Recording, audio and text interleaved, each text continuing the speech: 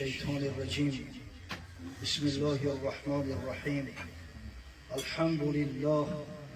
الحمد لله الذي هدانا بنعمته وشرفنا بمحمد صلى الله عليه وسلم ورسالته ومن علينا باتباعه الذي جعله سببا لحصول رحمته ومحبته كما قال الله تبارك وتعالى: أعوذ بالله من الشيطان الرجيم.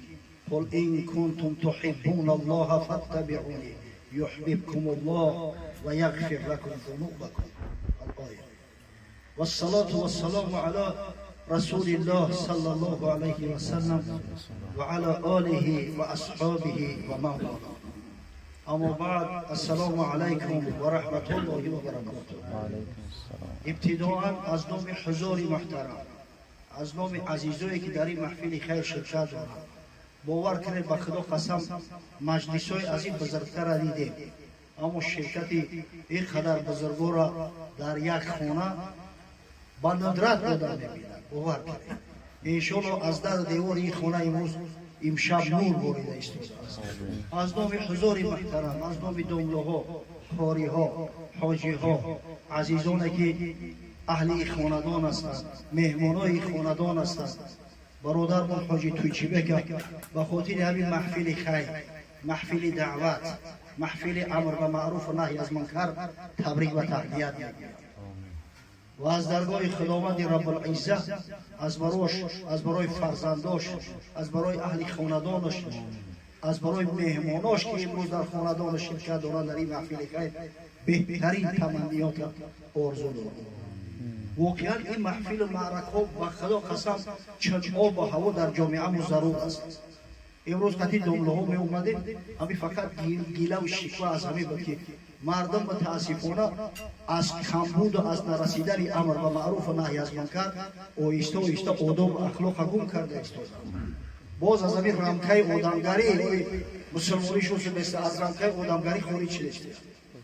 بعضا به خدا قسم چیزایی میشنوی که ترک سری آدم میلرزد. واقعا جامعه احتیاج دارد به پند نصیحت و همین محفلای خیر. حضرت شیخ عطار قصه میکند، شنیدم من که بود است استاده که خرگون کرده رو آواز داد. حضرت میگه با شنید من یک مردک بود است، او را همی کسبش همی بود است که در بزرگ کسی اگر خرش گم میکرده است یا همی جای معین داشته است، خرو را پیشش میوردید و این صدا میداد است: ای مردم، اگر ما بودو کسی خر گم کرده باشه بیایم شما و شما بروریم به تیم باشه. بعد در بدن خدمتش یک سومک میگرفته است. چه کرد این کار سال 60 و 70 پسی 71 در نزد افتاد. همین یک عمر مدید کسبش همی بود است. نه روزه و نماز، نه مسجد، نه پای صحبت موعظه. در 71 سالگی میگه در سکرات مرگ رفت. چه از رویلش در پرده آمد مگر پینداش خرگون کرده آمد. ملک الموت اومد است بسرش برای قبضی رو یکی دید چشمش دید، خیال کرد که یک عمر بیچاره کسبش همی اوپی، خیال کرد که کسی از خرگون کرده است، خرکوی اومد است. بجست از جای بودش روزن پیش، برون کرد از در روزن سری خیش. اگهش پرید خست، اینم تری روزنه داشت از خودش. اینم روزنه که الحمدلله خدای حجی را بوده است. کلش این روزنه بیرون کرده، زبان بکشاد که یاران که هستید خر با جل کی دید اینجا فرستید. بچه گفت صاحبای خر اومد، یعنی اون خره که جل دارد تقم دارد همون را بگیره بیاره به صاحباش تسلیم کنه. اینا ببینه در وقت سکرات مرگ در یادش فقط همون خرایو جولی خرایو خرگون کرده. و حضرت نصیحت میکنه: عزیزو، هر کی دلالی خره راست، خره زیست و خره مرد و خره خست. کسی که اینجا زیمادر کور زوید به چشم او به اخلاقی کشوید. همین رعدون کرده و زلیل در این دنیا خاری روز قیامت هم هست نمیشه. هرگز فراموش نکنید. تو را امروز باید کرد کاره که بیکارت نخواهد بود باره. قدم در راه دین باید نهادن رکونت بر زمین باید نهادن و قدم را راسخ و استوار در جاده شریعت مان او کتگی و فقط کبر افتخار تا سپرتا که در این بارگاه کبر افتخار جا نداره.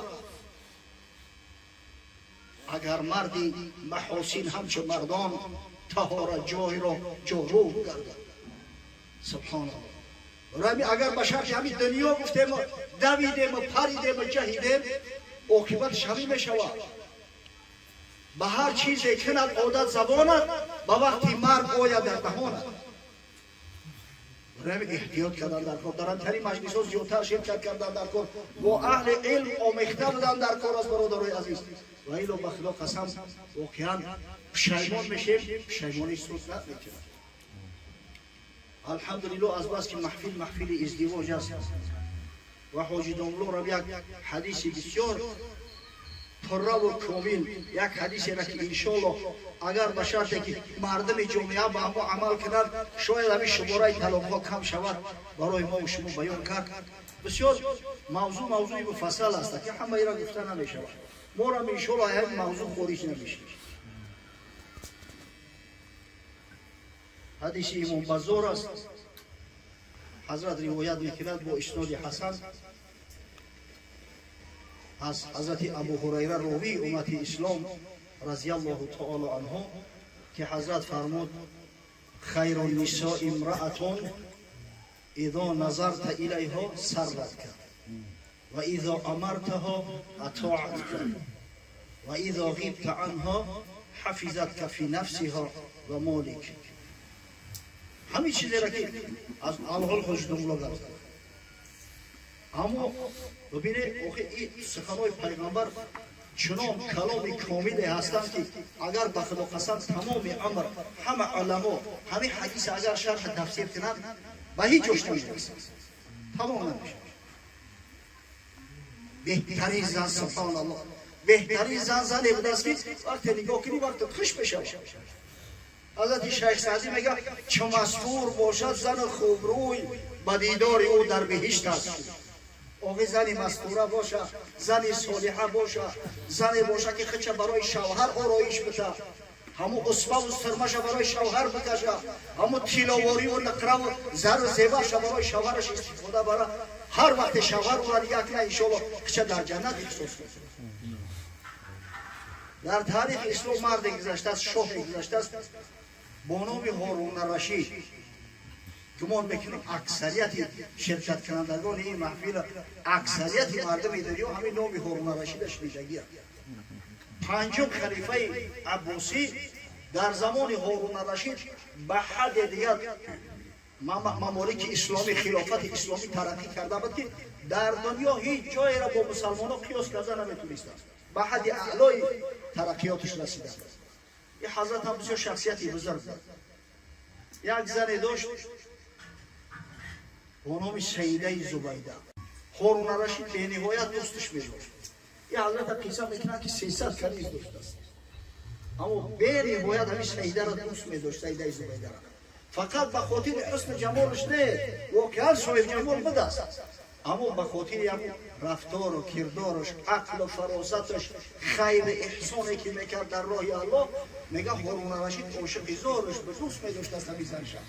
تا آخر حیات دوستش داشت است. اگر چنده که باز میگم 4 زن داشت 300 کنیز.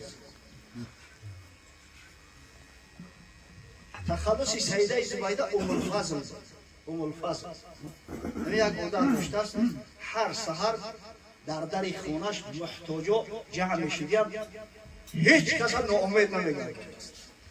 با مردم از همون خیر احسان تقسیم میکرده است، میداد است. و یک روزانچه داشته است طبقه دیم، همون مردمی را که در زال جمع میشدیم با خاطر همون یک چی شوبتا همون را مشاهده میکرده است. دائم نگاه میکرده است، همین 2 مرد پهلو و پهلو شیشتگی دعا میکرد. یک نفرش میگه که پروردگارا با فضل کرم ام الفضل یگان چی برام برسان. او دیگریش دعا میکنه پروردگارا با فضل کرم یگان چی برسان.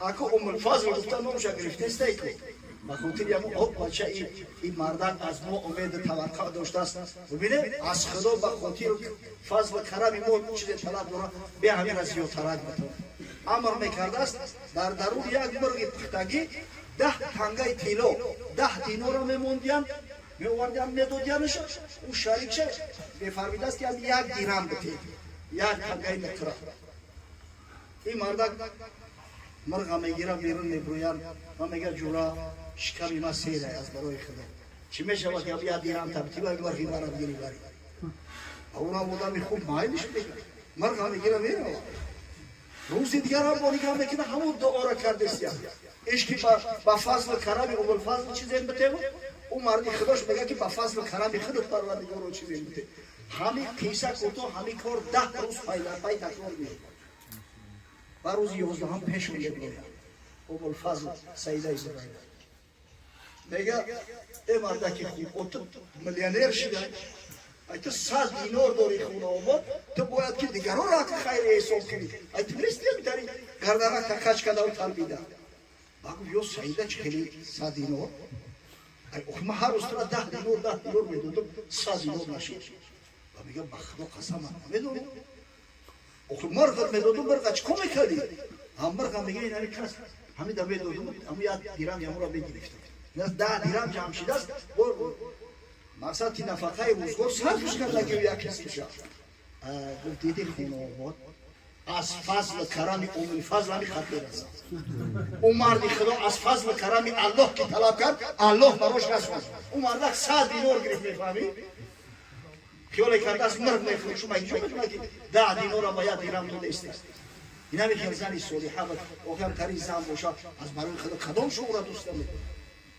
یه روز میگه در شب محتوبی هر دوش در چورباغ شدگی هم هارون رشید زنش تماشا داد و میگه در سمت پروردگار برام عجب چرا زیبا خلق کرده است او را میگه نوزاد میکنه که میگه او کخشوی برنامدگیست میگه بخدا قسم میگه خیال میکنه که تو از همین ماه بخشوی ماه شب 14 بود از در عثمان گمان میکنم از همین ماه داته بخشوی این مردک میگه که ضرورتی که نخواه همین ماه بخشوی باشو میگه اگر به شرطی تو از همین ماه خوشتو نباشی تو با من 3 طلاق یکی دهانش میگوید جوان بودن بعد خوشش به سرش میزنه که این چی گپی گفتگی بود در تکاپو میگفتن دیگه عالما را دعوت میکنم ای بچه‌ای این چشید 3 طلاق شدی بولوی مملکت ای اوکی حقیقتا حضرت دوستش می‌داشت از همین هارون رشید هر قدر که میکنن میگن اگه یک دستی و هیچ کار سوخته نیست اما چه انسان اما ای مودکش میشوه ای مایشه میشورده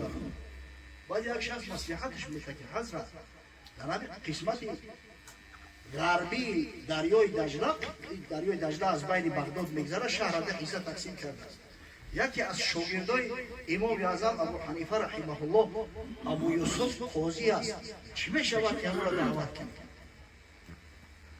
اگر همین اشتهای چگی را همون حنفی ها حل نکرد هیچ کس کرده نمیتونه و خدا قسمی برای ما احناف افتخار دیده میگه شخص فرستاد نزد حضرت اومدن که هارون رشید صدات کرده است خشت اومد در یک محفل تمام علما جمع شدگی با هارون رشید سوالش کرد که نمیگه واقعیش آیا 3 طلاق شده است گفت نه اصلا طلاق شده نیست مردم علما از هر طرف این بچه تو چی گفتی ای خدا بترس این چی گفتی گفتگی تو چی دلیل داری گفت دلیل آیه قرآن است اعوذ بالله من الشیطان الرجیم لقد خلقنا الانسان فی احسن تقویم این خدای بزرگه که انسان در نیکوترین صورت خلق کرده است نه آفتاب نه مهتاب نه کواکب آسمان هیچ کدامش مثل انسان خوشبو نمیشه یک انسان عادی است یک زنگی گفته است ماه و آفتاب در خوشبو چی برسه به این سیده زبیده که حقیقتا صاحب جماله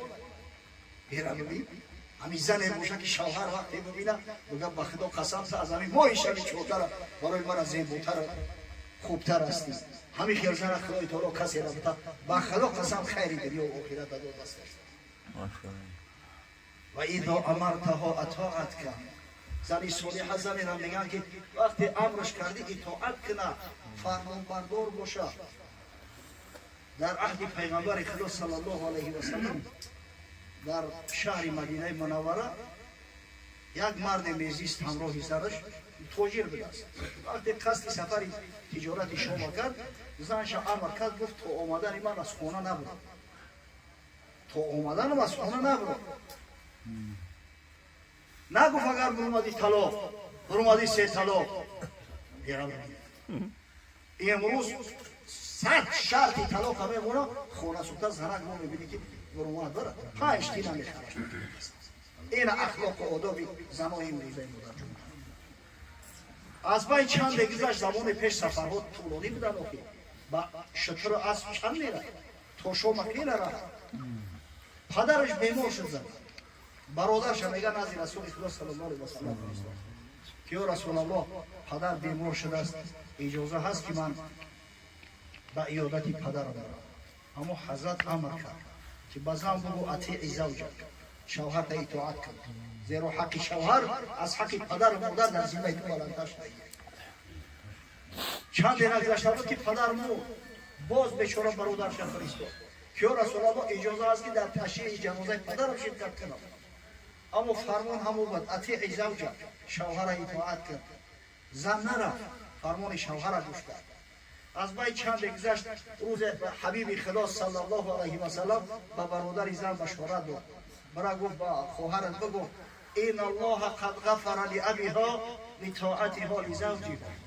خداوند گناههای پدرش همش مغفرت کرد به خاطر اطاعت همین زن از شوهر. ای کاش که فرزندای ما و خواهرای ما همین که عقل فراست داشته باشند، بدانند که به خدمت شوهر مسلمان آقای پدر و مادر شدن رحمت در راحت هستند انشاءالله. سبب داخل شدن به جنت پدر و مادر میگردن این زنهای صالحه و خوب.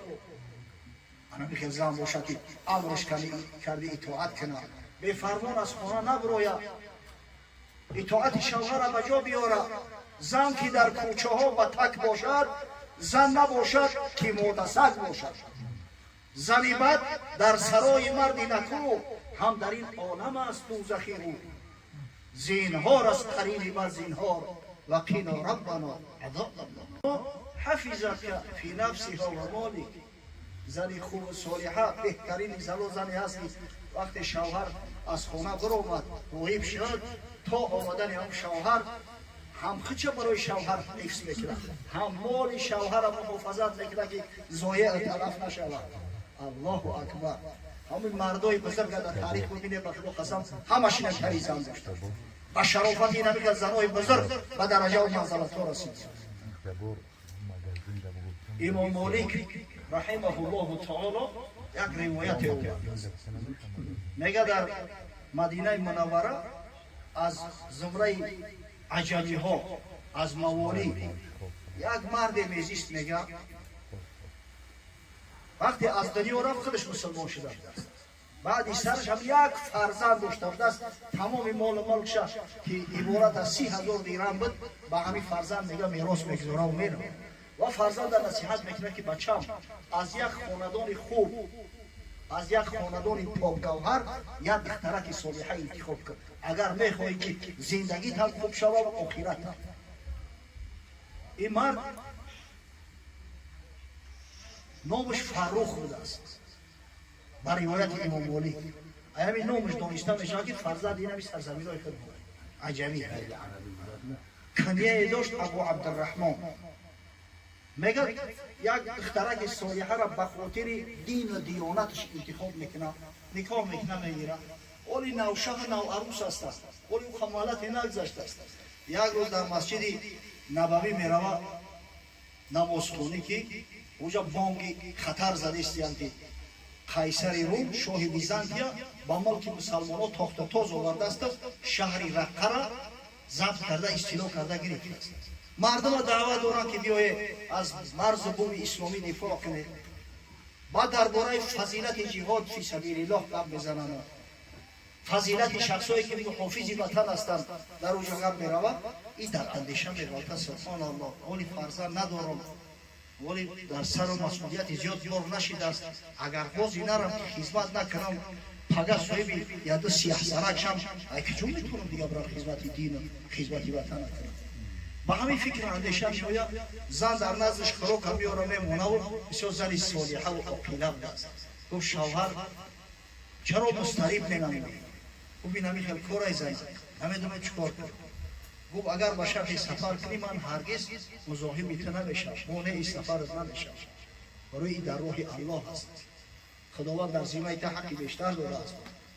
این مرد خدا را وقتی که بشارتش شنید در حال خسر بچه‌هاش جمع کرد خانه را آورد. گفت که برادر من میرم خدمت میکنم. اینمی زن با شما را به خدا سپرید تا اومدن و خواهش میشود که رفتن نگه کنه. مقصد که نفقه روزگارش بیاره تامین کنه. 30,000 دیرم این در پیش شما. این همین مبلغ کم کم بگیره تجارت کرده و مقصد همین بابزنی من بیشتر تشتر نمونه. انشالله من میرم یکون سیزون خدمت میکنم و بعد دویم با زندگی را دوام میده. خیشه کتا یک خواهشه که دیگر هم کرد. گفت که سمانه دیگر شید است. خانه‌های شهر علاقه نو شیدن. حتی مسجد نبوی را از نو بازسازی کردن. همین پول میرسه انشالله یاد مردی کار بیاری همین خونه ما را یک از کفر است. ای سری نو بسازن. اندک زمانویش کنن. ای چوب و سنگ بسازن. خودش رفت در همین جنگ اول اسیر می‌شد. 18 سال در پلین بودست. در اسارت نصرانیان. بعدا کتابت میکنه از بس که توجیه چیره بود سبب دست بود. همین خودش خچه میخرد. مکاتب میشه و جانی خچه خودش آزاد میکنه. تا میایه با وطن میرسه که از بین 20 سال گذشته است. وقتی میایه در فکر که همین خونه ما میشناخت نباشم شهر دیگر گمشیده است. میایه که همون خسکفه به همون شکل صورتی اولش اونی نمیست بزنید. هم با این زنی ما یا مرده است یا شوی دیگر کدای رفت دیگر منتظری مانش میشه. همین نو میخواست در ابو خوباکی صدای اذان شنید. مردای خدا گوش کنید. مسجد در پیش خانمونای در قصه اذان هم نیست در قصه نماز جماعت هم نیست. مردک 20 سال در خونش نبوده. صدای اذان شنید گفت امر پروردگار ما قدم بر همه کار خواست. اول برم نماز میخونم. اومد که بین اذان و قامت یک مقدار فاصله هست کو. یک جوان ریشسیاه از بالای منبر صحبت دارد. 7 فقیه بزرگ مدینه منوره در پای منبر شدگی صحبت یعنی را برغبت گوش میکنند. همین خیلی لذت بود که به به گفت خدا رحمت کنه پدر مادر را. والله گفت اگر خداوند میگه یا فرزند بوده دیگه ای دریورم که رفت به ارمان میره. عجب پدر و مادر خوشبختی دوسته. نماز وقتی فرض ادا کرد اومد در همون خانه را میکوف که نخواست همون ریشسیاه حدید همراه یک شاگردکش نزدش اومده. یکی همین شاگرده همین امام مالک ابن انس بود. اومد گفت عمل جان سلام علیکم. گفت علیکم السلام بچه‌ها. او یکون خدمت داد. نگو خونه اومده. اومد گفت خونه ما. او بچه میره کی خریده؟ او من خریدارش نمیدونم و ای وقتی خدمت میشناسم در این خونه. همین رزمو رفته است که همین وقت از در خونه یک عورت بیرون شد. نگاه کرد گفت ربیعه خدا جان تماس کنه این پدر تای. این همون ابو عبدالرحمن فاروق است. همون مرده که میره بیا سیزو خدمت میکنه میون. این اگه خداوند بعد 20 سال ورث بود. نگاه پدر و پسر گردن هم دیگه را آغوش کردن. خیر گریه و گیله و جنگیلش خیستن آمدن در خانه نشستن. این شخص ربیعة الرأی نام دارد. استاد به واسطه امام مالک و یکی از اساتذه محترم امام اعظم ابو حنیفه رحمه الله میشه. دیگه چند شیشتر صحبت کردن. بعد ابو عبدالرحمن گفت که زنک یاد داری که زمان من 30,000 دیرم مردم که تا اومدن من همه خونه را ایسری نوید شکل صورتی خوبتر کتی بسازه. ای بچه اومدم ای پیشتره دمو والا خوبتر شده از داری 20 سال. اگر این مبلغ یکون مقدارش مونده باشه انشالله این بچه هم شیرمر چیده است بیار همون را مونده مقصد دست و حسین بر بزنیم خونه را ایسری نو درست کنیم و شهر شکل صورتش نمومد دیگه شده زنی غیور و جسور گفت ابو عبدالرحمن 30,000 دیرم در پیشت شدگیه پولی ترا نخوردم نپوشیدم نه خدمت زینت دادم حتی حج نرفتم. ایرانی پسرک وقتی که طرفی بردار بدم همین تولد چید سعی کردم که چی جای لقمه حرام لقمه شبحنو کرد استفاده نبرم که شیر من میخورم. از خوردی با خدا و پیغمبر خودم آشناش کردم. در بالای گهواره من میگه باید نمیخوندم، در بالای گهواره من قرآن میخوندم. وقتی که به عقلتر شد نزدیک خوری بردمش، در 2 سال حفظ قرآن کرده است، در 6 سالگی حافظ کلی قرآن شد. همه 7 فقیه بزرگ مدینه همش استاد شد. او اگر خدا کچودش قبول نمیکنند، خصوصا یک خدا جرا که پدر یتیم باشد. هر کدامش میگه سرت نو میکردم، مبلغ کلان میبردم که همین رد نکنم، فرزند به طلب بگیرم. یک تین اموده همه مبلغ ایتر من در همین فرزند صرف کردم. اگر ما بودوخای دعوگر باشی و دعوا داشته باشی، برای یک قرض قولت میگیریم سود دفته که یه دیگه گریان شد. با خدا قسم و زند من 100 روزی من صحبتای جوان از بالای منبر وقتی گوش کردم، ایمانم آب خورده، ندانسته خود به رحمت گفتم. زنه گفت والله غیرت تا از غیرت من خیلی جوتر است. و هیچ وقت دیدم نمیشه که همه مبلغ به یک فرزند صرف کنم. ممکن است صرفش هم مقداری را صرف نکردم، اما 30,000 درهم هیچ وقت دیدم نمیشه که صرف کنم. کم نباید صدق مرد از صدق زن. آن دل مردی که از زن کم بود، آن دل باشد که کم زش کم بود. الله اکبر. و اذا غبت عنها حفظت. وقتی که غایب شدی مقصد خود چه حفظ میکنه، مالی تو را نفس برای تو. سبحان الله. همین خیزن اگر خدا بتد اوقی دیگه عیب یا چی لازمه، چی لازمه؟ برا 5 نوبت بیزن بر درت، چیاری موافق بود در برت. کی را خانه آباد و هم خانه دوست، خدا را به رحمت نظر سوی اوست. الله اکبر. پروردگار با خاندان بابای حاجی توچیبک همین زن را بیاره که واقعا برای شوهر همین درجه و منزلت داشته باشه، برای فرزند بابای حاجی که هر وقت نظرش کرد وقتش چاک شود، خرسند شود، خچه در جنت احساس کرد. و هر وقتی که امرش داد امر به واسطه اجرا کنه. امر شوهر واجب است. حضرت صلی الله علیه و سلم سوگند یاد کرد والذی نفس محمد بیده لا تؤدی المرأة حق ربها حتی تؤدی حق زوجها. قسم به الله که جان محمد در قبضه قدرت اوست، تا زمانی که زن حق شوهر را ادا نکند هرگز حق خدا را ادا کرده نمیتواند.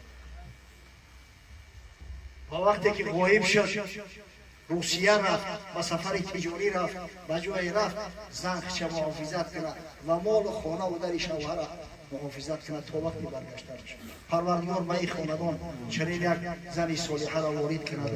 خداوند برادرایی را که در این محفل خیر شرکت دارند و همه خیر روزای خوشبختی و سعادت، روز توی نکاحی فرزندان و بیروهاشان برساند. آمین یا رب.